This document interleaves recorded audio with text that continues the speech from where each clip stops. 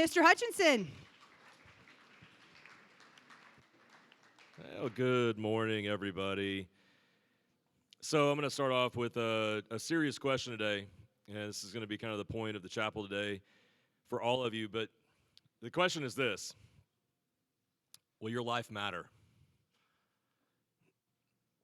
It's a Friday. I know we're looking forward to the weekend, and the weather and everything is coming in. We're all hoping Monday school gets canceled. Can I get an amen on that one? But we'll see. So the question is, will your life matter? And that's a bit of a heavy question for a Friday chapel, but I think it's really an important question that we ask ourselves.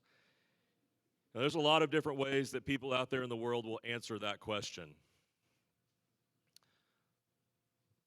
Some people believe that our lives don't matter at all because we're all here by just one big accident, that the universe just magically created life and all the things, so nothing really matters. Some people believe that. Other people believe that ultimately no, what you do with your life won't really matter because the world's just too big for one life to really matter that much. Other people, I think our society is starting to teach us in a bad way, that your life will only matter if you do something big that changes the lives of other people, things like that. And I think we've fallen for that. And there's others still, like me, that believe that yes, absolutely, your life matters. Matters now, it's going to matter as you go through the rest of what days you get. Absolutely, yes, your life matters. Now, before I go into what I'm going to share with you guys today, I just want to throw this at you also. Is that I think if you call yourself a Christian, I kind of think you're required to believe that your life matters. Like you should know that it matters because God says your life has value. And that if your life matters, if my life matters, then so does everybody else's. You believe that's true? I hope so. I hope so. So I'm going to demonstrate this truth of your life mattering by telling you guys the story of one man today. And this isn't going to be a lot of Bible stories and Christianity today. You guys, most of you know that I'm a history teacher here. And if you've had my class already, or if you've talked to me at all about just what I do, then you may already know that my favorite topic in history is World War II. So if you guys are cool with it today, I'm going to share the story of one World War II soldier today. Good? All right. Dylan, would you go ahead and pop up that picture? So here's the main character of our story today. Pretty good looking guy, actually. So this guy's name was Stewart. He grew up in Bonham, Texas, which is up north of DFW. Most people just called this guy Junior, which is funny because he wasn't actually a junior. His dad's name was not Stewart, so he wasn't Stewart Jr. People just called him Junior for I don't know why. So when this part of his story began, and I'm fast forwarding into some of this, it's already 1941. And Stewart was a senior in high school that year. He was a two-sport star for Bonham High. He played football and basketball. Pretty good athlete, too. Now, I'm sure Stewart had big plans for his senior year and for what would come next. But like most 16 to 18-year-old young men in 1941, their future was full of uncertainty. Some of you guys over here know why?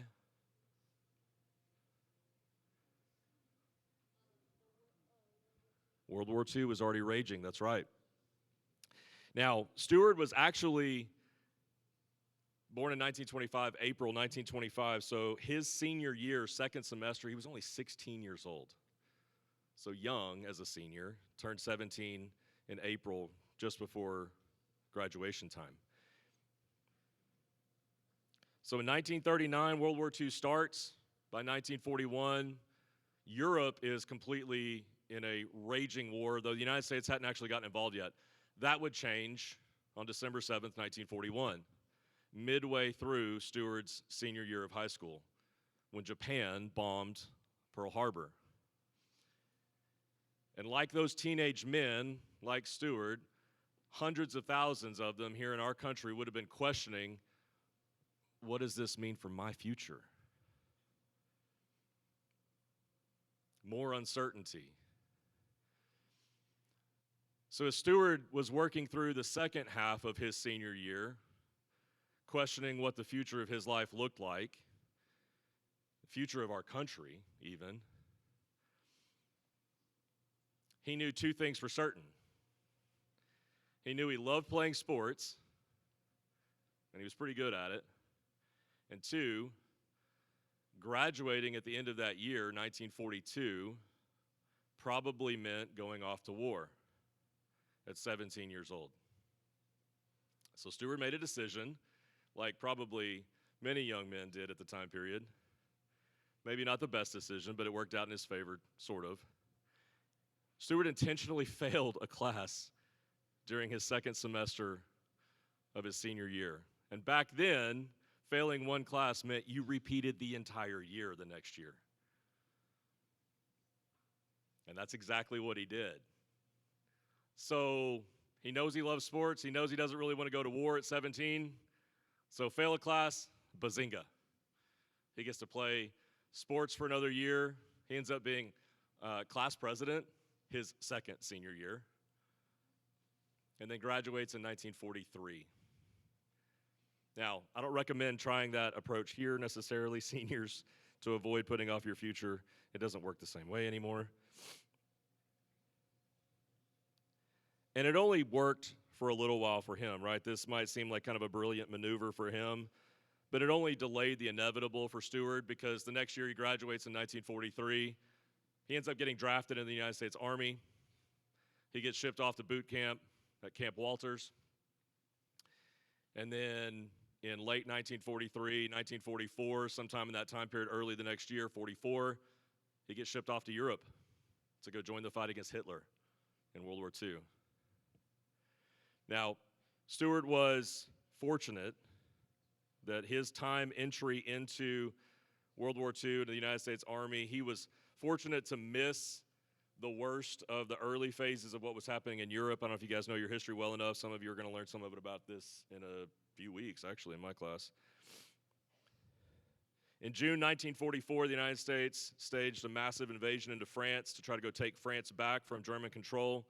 The D-Day invasions were some of the worst fighting that we saw in all of World War II. A lot of young men died. He actually came through just weeks after the D-Day invasions in northern France, and so he avoided the worst of that stuff. The northern France, the invasion had already begun when he got there. But it wasn't long before he found himself in some big battles. Now, I don't have time today to be able to share a ton of his story and experiences, but I want to highlight a couple of things that happened just in the space of a few weeks during one of the big battles that he ended up finding himself in late 1944, going into early 1945. So both of these stories take place around Christmas time, 1944, when Stewart's company, his unit, was involved in this massive wintertime battle that lasted about 2 months, stretched for hundreds of miles in Belgium and northern Luxembourg, getting close to the German border toward the end of the war, actually. This battle would become known as the Battle of the Bulge. It's one of the most famous battles of all of World War II. So in December, here's the first story. December 1944, Stewart's unit was working through a small village near the city of Bastogne when they passed a small home and a barn, and they had been tasked with, clearing out all these spaces to make sure there weren't any enemy soldiers nearby. They didn't expect any trouble as they checked out what appeared to be an abandoned home and barn. Stewart was the first man of his unit to enter through the open barn doors of this building, and just as he stepped across the threshold, he paused. He would say that he paused to let his eyes adjust to the dark, but something in him told him to pause. And as soon as he paused before that next step, a blast, a gunshot, rang out right above his head. And a bullet came through the floor above him and landed right between his feet. So there's a German soldier in the upper level of that barn who had his gun pointed down and was just waiting for an Allied soldier to walk through the doors of the barn below him. And as soon as he stepped in, he pulled the trigger, expecting that next step would lead him right into his gunshot. But the pause saved Stewart's life. One more step, and that bullet would have hit him right in the top of the head. It's a near miss. Not long after that, Stewart survived another near miss in the same fighting in the Battle of the Bulge. There was heavy fighting in December 1944 all the way to January 1945, middle of the wintertime. Some of the worst conditions our soldiers fought in Europe the entire war. Most of those days, honestly, our soldiers spent hiding in frozen foxholes that they had dug out in the frozen ground, waiting for some action to start, right? Waiting for an enemy to start shooting or show up. Stewart remembers one particularly terrifying day when he was certain he was going to die. So here's what was happening. He could hear the distant booms of artillery shells hitting the ground off in the distance. This is something that happened every day of battle that he was familiar with. So he knew what was happening, right? But this day was different. And I'm going to demonstrate just real quickly, right? So seniors, you guys, let's just, everybody, if we're all facing this direction, artillery means we've got big cannons back behind our lines, right? So way back behind the seniors, we've got these big, massive guns. Their job is to shoot these big, giant, exploding shells from way back behind the line over our heads and onto the enemy positions in front of us. Is everybody capiching me so far? Okay. Now, the way gunners back then, artillery gunners, the way it worked was they would fire a shell, and they'd have some guy sitting way up here closer to the front lines that was the forward observer who would be calling in on a radio coordinates to say, nope, farther, farther, farther, right? And those shells would go a little further, a little further, a little further each time until they actually struck a direct hit on the enemy lines.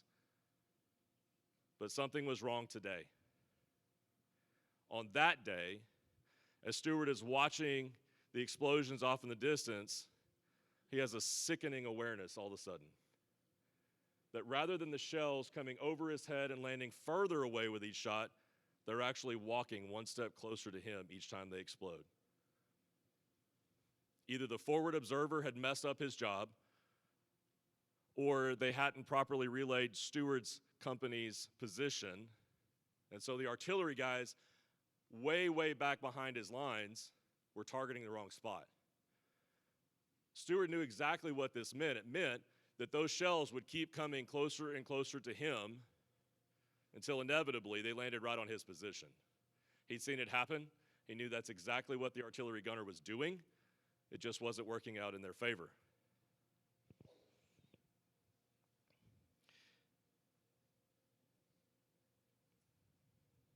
So he helplessly watched as each shell that exploded got a little closer to him than the one before. The explosions just kept coming, each ground-shaking, ear-shattering impact closing in on his position until he pretty much just knew the next one was going to land in his lap. Now, he admitted later in his life that he had probably never prayed like he prayed at that moment. God, spare me. God, I'll give you my life. God, I'll do everything for you from now on. Just help me survive this moment. I'm sure millions of soldiers had prayed a similar prayer all throughout the war. He did the best he could to protect himself down in the bottom of his foxhole, waited for the explosion that was going to end his life, and thankfully, that explosion never came.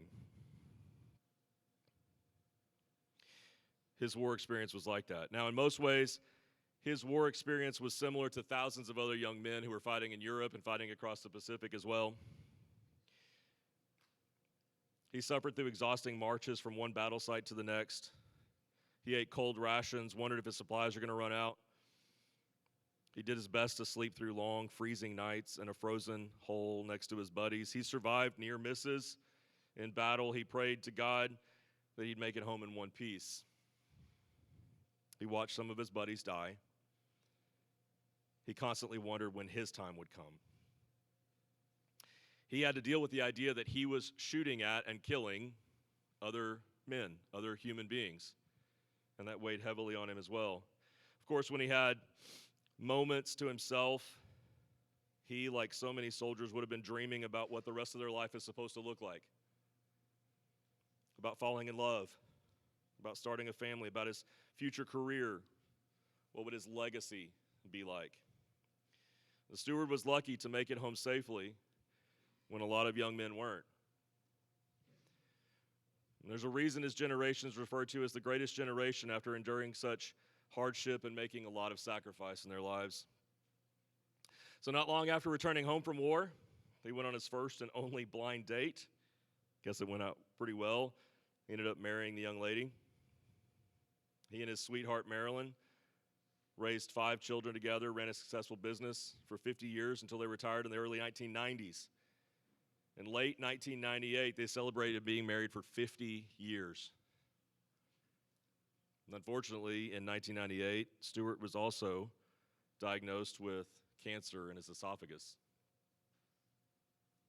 So that was a hard year, going through treatments, chemo, radiation, all the things. After weeks of treatment in late 1998, he shrunk the tumor. In early 1999, doctors went in to try to surgically remove the rest of the tumor. But Stewart ended up with an infection after the surgery, and he never recovered. He died from that infection on January 23rd, 1999. Today is January 23rd. He died 27 years ago today. That's why his story is something I wanted to share today.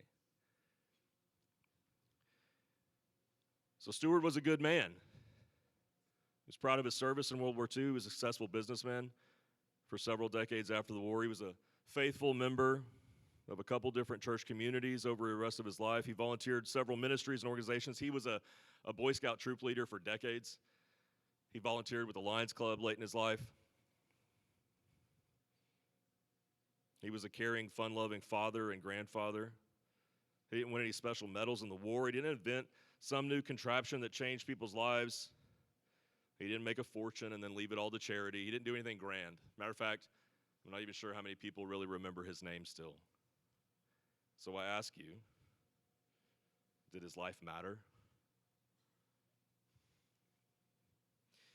Yeah, it did to me. Was that handsome, I don't know, maybe 18 or 19-year-old guy right there? That was my granddaddy.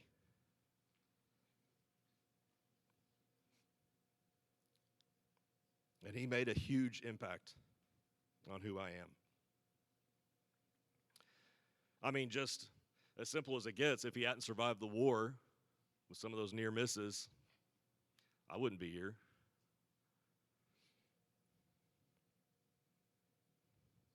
He passed away in the middle of my senior year of high school in 1999. Seniors, I was sitting right where you are, not in this school, but I was in the same part of life when my granddad passed away. His death during that season of my life helped me to understand how valuable my family is to me. Some of the boyhood lessons that I learned from him still help me as I navigate my own life, my marriage, raising my girls. Carly and Kendall never got to meet him, which is a shame because they would have absolutely loved this guy. But they'll get to hear his story someday. So I'm going to wrap this up and leave this with you today. Your life matters. The way you choose to live your life now, it matters to someone. The path you choose tomorrow is going to matter to someone. Your wins and your losses not only shape you, but they shape others too. Your story doesn't have to be grand to impact others. Your story doesn't have to be spectacular or tragic to impact other people and to leave a lasting impression on those you meet along the way. Look around the room. There's so many stories being written right now in this room. Don't let someone else tell you what your story is supposed to look like, what your life is supposed to be. Embrace the life that you've got. I want you to live it well. I want you to live it faithfully. And I also want you to understand as we go out today,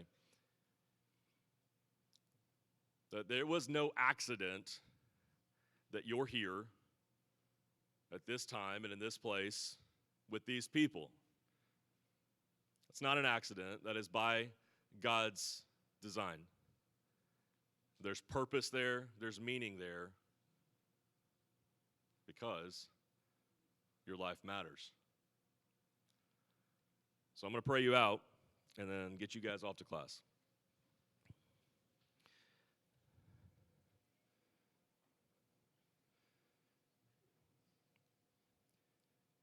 God, you are so good. God, you are the author of our stories, and you weave meaning and purpose into every one of our lives. God, we know that we don't understand it, we don't see it, don't always appreciate the things that you put before us, the experiences that we have because of the pathway that you've set us on. God, we know we have decisions every day. God, things that will alter the path of our lives, good and bad, and everywhere in between. God, I ask for an extra measure of your wisdom, God, that we can see the path that you've set before us that is the best path. And God, give us the bravery, the courage it takes to step onto that path and follow your path. God, when we step off of the path and try to do it our own way and go our own direction and we mess up and life gets messy, God, would you give us an extra measure of your grace? Would you forgive us, Father, for choosing our own way, for denying you? Because it happens, God, all the time. We know that you're faithful to continue calling us back to you. Would you help us to open our ears and our hearts to hear your call and to step back towards you, God, in all of our days? We love you. God, I'm so thankful for this school and for these students. I'm thankful for the stories that you're writing in their lives right now. God, would you use their stories to bless others in big ways, in small ways, in ways that they'll never even see. And we know you're faithful to do it, God. We ask these things and we receive them in the name of your Son, Jesus Christ. Amen. Go in peace.